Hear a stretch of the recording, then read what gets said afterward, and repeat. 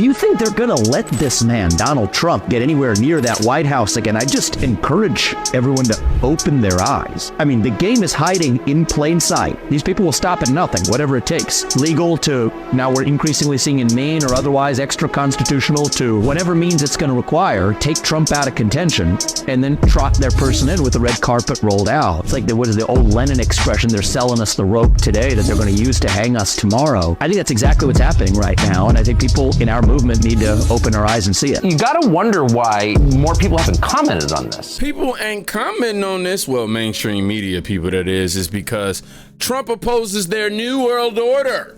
Yes, that's right. He's a threat to their overall agenda. So, you know what I'm saying? Why would they want to promote that? Man, the RNC convention day 3 was nothing short of amazing. It was actually very emotional for me when I watched it live versus when I reacted to it. It was a very emotional night for sure.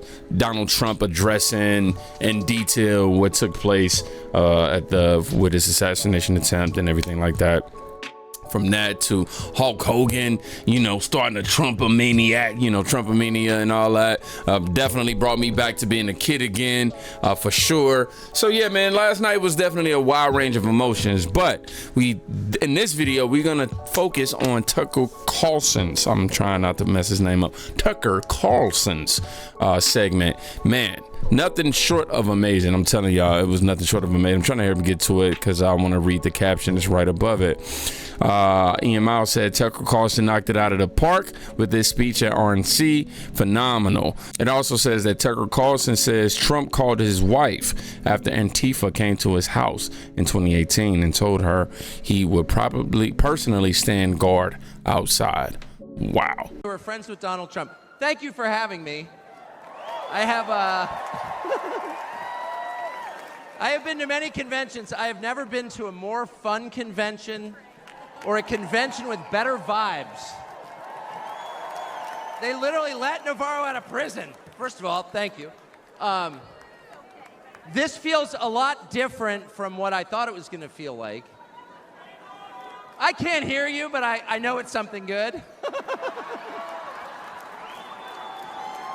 So, I watched the video of what happened in Butler, Pennsylvania about 50 times. I think I was one of about 8 billion people around the world who watched it. And the more I watched it, the more it struck me that everything was different after that moment. Everything. And this convention is different. The nation is different. The world is different. Donald Trump is different. When he stood up after being shot in the face, bloodied, and put his hand up, I thought at that moment, that was a transformation. This was no longer a man. Well, I think it was divine intervention. But the effect that it had on Donald Trump, he was no longer just a political party's nominee or a former president or a future president. This was the leader of a nation. And I think there's a difference. I've spent most of my life in Washington where the president is at the top of the pyramid, everyone wants to be the president. But if you think about it, the presidency comes with great power, obviously. But if you think about it, that is a title that is bestowed by a process of some sort that can be subverted. And in the end, it does not confer by itself, as no title does, legitimacy. Just because you call yourself the president doesn't mean that much inherently. I can call my dog the CEO of Hewlett-Packard. It doesn't mean she is. Right. No, it's true. And you hate to say it, but it is also true, it is a fact, that you could take, a mannequin, a dead person, and make him president. No, you could. I'm just saying theoretically possible. Sound like he was throwing a little shade right there. I'm just saying. Sound like you was describing your boy Biden, just saying. With enough cheating, that could happen. But being a leader is very different. It's not a title. It's organic. You can't name someone a leader. A leader is the bravest man. That's who the leader is. That is true in all human organizations. This is a law of nature. And in that moment, Donald Trump, months before the presidential election, became the leader of this nation. That was the most obvious to me. And I have to say, you know, I think it changed him. He reached out to Trump within hours of it that night. And what he said to me that night, having just been shot in the face, he said not a single word about himself. He said only how amazed he was and how proud he was of the crowd, which didn't run. And I thought two things. The first thing I thought was, well, of course they didn't run. His courage gave them heart. A leader's courage gives courage to his people. And the second thing I thought was, this is the selfish guy I've been hearing about for 9 years? Really? Not a word about himself? About his people, period. And the second thing I noticed, which I don't think anyone has remarked upon in public, but I'm just going to since I don't have a script, like why not? Is that he turned down the most obvious opportunity in politics to inflame the nation after being shot. To inflame the nation, which is an opportunity that almost every other politician I've ever met, and certainly his opponents, would have taken instantly. You know what? The ongoing theme for RNC last night was showing how human Donald Trump really is and how selfless Donald Trump really is. If I had to come up with a theme for the night, it would have probably been that. Like, everybody's just trying to show America, like, yo, you see how the mainstream media keep trying to make him seem like he's this robot who just spreads hate and, you know, he's just vile and vicious all day. But it's really not that. He's somebody who's a leader. You know, he's somebody who stands up when it's time to stand up, and you know how to ease back when it's time to ease back. What do you want? You want somebody who's afraid all the time, you know, who's just gentle? Or do you want somebody who you know got that dog in them, but know how to be gentle and how to restrain it, only to bring it up when it's necessary? I think that's definitely the parallel that's being made about Donald Trump, the leader on TV, and Donald Trump, the man behind closed doors. And they would have said, well, what is this? How did he get shot? Like, how did this happen? And those are real questions that we have to get to the bottom of. But in the moments, the days, the week after the shooting, he did not say that. He did his best to bring the country together. And I thought, this is the divisive figure? This is the irresponsible person? No. This is the most responsible, unifying behavior of a leader I think I've ever seen. So the question is, where is he leading us? And I could go on for hours, but let me just sum it up. I do think the entire point from the famous escalator ride 9 years ago until today of Donald Trump's public life has been to remind us of one fact, which is a leader's duty is to his people, to his country, and to no other. That's the point. That's the only point. And another word for this is democracy. Democracy, in case you're a little sick of being beaten in the face with democracy on television, actual democracy is the proposition that the citizens of a country own that country. They're not renters, they're not serfs, they're not slaves, they are the owners of the country. And for that to be true, their leaders have to represent them, which is another way of saying they have to do what the people want them to do, or a close approximation thereof. But if they completely ignore what people want, not just 1 year, but generationally, say for 50 years, then it may be, I don't know what, it's not a democracy. And so I think the entire Trump project, paradoxically, is attacked as an enemy of democracy, is to return democracy to the United States. Hey, let's pay attention to what people actually want. Amen. And the to lack that. of interest in that question in Washington is something that ultimately drove me out of the city after 35 years. Lawmakers stepping over the prostrate bodies of their fellow citizens ODing on drugs to go cast votes to send money to some foreign country. Yeah, actually, we've lost more Americans from drugs in the past 4 years than we lost in World War II. Fentanyl, Yeah. man. Our bloodiest war, more than we lost in World War II. Does anybody care? It is pathetic. It is pathetic. And do you hear a single word from Washington about doing anything about it? We know where the drugs are coming from. We know the supply routes. The U.S. military spent billions bombing the Ho Chi Minh Trail. You don't see our commander-in-chief suggesting that we use our military to protect our country or the lives of its citizens. No, that's for Ukraine. And it's too much, actually. It's too insulting. It's too insulting. It's a middle finger in the face of every American. It's a very clear Amen. statement, which is unmistakable. And that is, we don't care about you. And Donald Trump, whatever you say about him, and I think he's a wonderful person. I know him well. By the way, the funniest person I've ever met in my life, actually. You can't be funny without perspective or without empathy, which is true. But everything else about Trump aside, he actually cares because he's interested in the people who live here because that's his job. I never heard anybody speak on Joe Biden's behalf and say, well, repeatedly insinuate that he actually cares about the people.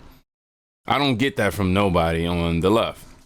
I get, generally, he cares about Americans, stuff like that. But I don't ever hear any stories like, yeah, Joe Biden put his selfishness to the side, and did something selfless and so just genuine and being a decent human about it. I don't get those type of stories from Biden. I always hear he's late. Father's job, his duty is to his family. An officer's duty is to his men. A president's duty is to his citizens. And he seems to be the only one who thinks that. And in his choice for vice president, J.D. Vance, he's made that really clear. J.D. Vance, I'll say this about him, is a thoroughly decent man, and I'll just admit it, a friend of mine, one of the very few politicians in Washington who actually is very close to his own wife, which is wonderful to see. And she's wonderful, actually. But J.D. Vance has views that are closer to Trump's voters than anyone else in Washington in office. Therefore, he's the vice president. That's called democracy. So I will stop on just one point, and that is what's happened over the past month since the debate, and particularly on Saturday in Butler. I think a lot of people are wondering, what is this? This doesn't look like politics. Something bigger is going on here. I think even people who don't believe in God are beginning to think, well, maybe there's something to this. Right. Absolutely. Amen. Amen to that, man. And I'm starting to think it's going to be okay, actually. I do think that. In the day after the midterm elections in 2018, Antifa came to my house. The Democratic Party's militia, okay? I was at work. Y'all, listen to this. This is the moment that we've been waiting to get to, y'all. This is going to show you what type of man Donald Trump truly is. I'm going to go ahead and get back to it. Antifa came to my house. The Democratic Party's militia, okay? I was at work. It was obvious when I was at work because it was public. My wife was home alone. They tried to come in through the front door. They terrorized her. She hid in our pantry. It was on television. It was horrible, actually. It was, I'm not whining about it. I wasn't getting shot in the face, but it wrecked our day. And the next morning, we're lying in bed, and the phone rings for my wife, and it's Donald Trump, who's not like a regular text buddy of Donald Trump's. She picks it up. Hello? Susie, it's Donald Trump. And it's coming through. I could hear it. I'm lying in bed. Whoa. And the first thing he says is, I'm going to stand guard outside your house. And she goes, oh, it's so nice. And he says, I'll never forget this as long as I live. He says, there's a lot of hate out there. And she said, there is, Mr. President. And then he says, but there's a lot of love. There's a lot of love. And we are seeing that love. I don't think it's human love. And I'll just stop with this. I'm not always convinced that I'm on the right side. I've been on the wrong side many times. You'll never hear me say, I'm on God's side, or God's with me, or even I'm with God. I want to be, not sure I am. But I will say this unequivocally and conclusively. God is among us right now. Amen. And I think that's enough. God bless you. Received by people who may not even be fans of Donald Trump will hear that and they go, you know what? Wow, this guy's really not as bad as the media is painting them out to be. I mean, really, what president is going to call you after just hearing a news story, you know what I'm saying, like that? Now, don't get it twisted. It's a devastating news story. It could have been some lives lost, but I'm just saying, generally speaking, when do we know presidents to do stuff like that and to say, yeah, man, I'm gonna stand guard out there? Of course, you know, it was a little joke here and there, but still, man, shows you the great level of empathy and how much he cares about his people, the American people. And I do love that quote. It is a lot of hate out here, but it's most certainly a lot of love. And that's the reason why I can deal with all the little hate comments and everything like that, because I promise you can't let the love get overshadowed by that one hate comment. I get so much love, man, and every now and again we get some violent, vicious people, but the love is just too great. But I will say so and Vivek's speeches, they both hit different to me. Totally amazing. And I don't think he had any he said he ain't had no teleprompter. So not too many people can do that and actually excel, you know, and be an incredible communicator. But, you know, Tucker, he always knocks it out the park. He's definitely one of the best at what he does. And his laugh, I love his laugh, too. It's just silly as hell. So I'm going to read some comments real quick. It says, I've watched it 5 times. I love his humor mixed in with great info. I wish Trump would have mentioned his speech. I may have missed it. It is not the most well-spoken. Wait, somebody said, is he not the most well-spoken man alive? No script, just flows. Great at debates, never gets stuck or flumbered, whatever that means. It literally says, flummoxed. I'm going to make sure I read it correctly. Name the year he will run for president. I say 2032. Definitely. Tucker for president, man. That'd be amazing. You got somebody with some common sense who's not going to be reporting with bipartisan and nothing like that. He's going to sit there. I mean, he's going to report bipartisan and not be trying to give you what he think you want to hear or what he's trying to sell to you. He's going to give you the information whether you like it or not. Let me read some more. He speaks to the heart of things in a way that's pretty rare now. Vivek too, for sure. A few more. That's all for Ukraine. It's too much. It's insulting. Right. History will look back at Tucker very kindly. A genuine person, for sure. It was great to see Fox have to broadcast it. What a great way to stick it to him.